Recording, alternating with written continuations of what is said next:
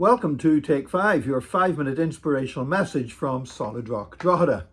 I'm Nick Park, and I'm taking us through a series of messages on the great prayers of the Old Testament.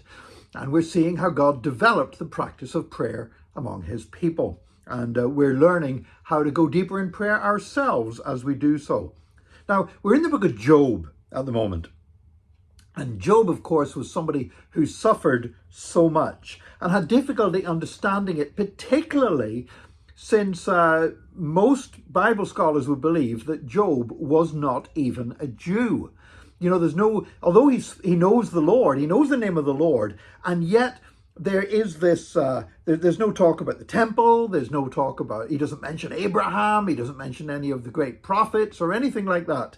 And so the rabbis believed that Job was what they called a Gentile prophet. He was somebody who had a relationship with the Lord in some way, and yet was outside the people of Israel. And there are even those who think Job was one of the earliest books in the Bible, that the events in Job could even predate the time of Moses, maybe. We don't know for sure.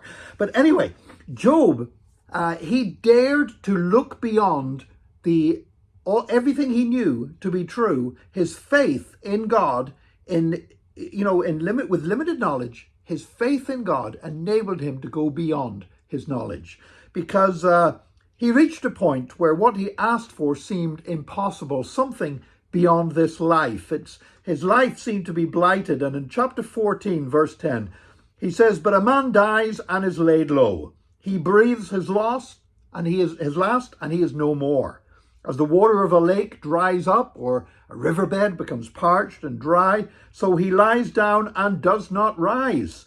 Till the heavens are no more, people will not awake or be aroused from their sleep." So Job's saying pretty definitely that according to the beliefs that he's in and that surrounds him, he doesn't believe that there's anything after death. There's no future life. There's no resurrection.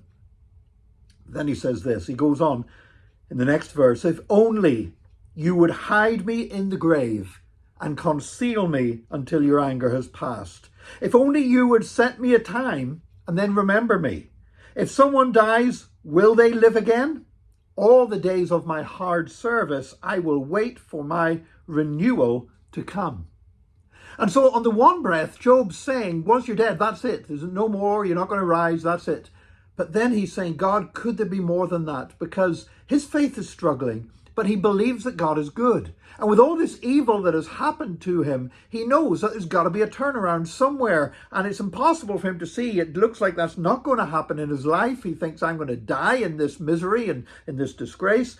He says, but Lord, have you got something beyond that? So he dares to look beyond the immediate things that he sees and knows.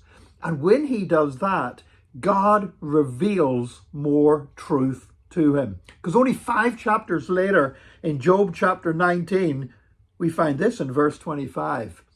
"I know that my Redeemer lives, and that in the end he will stand on the earth.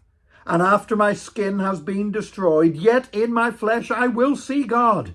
I myself will see him with my own eyes, I and not another. How my heart yearns within me." So Job, in the space of just 5 chapters, goes from his common belief with everyone around him that once you're dead, that's it, to actually knowing that he has a Redeemer, and that Redeemer lives, that Redeemer will stand upon the earth, and that Job will be raised from the dead to stand before his Redeemer.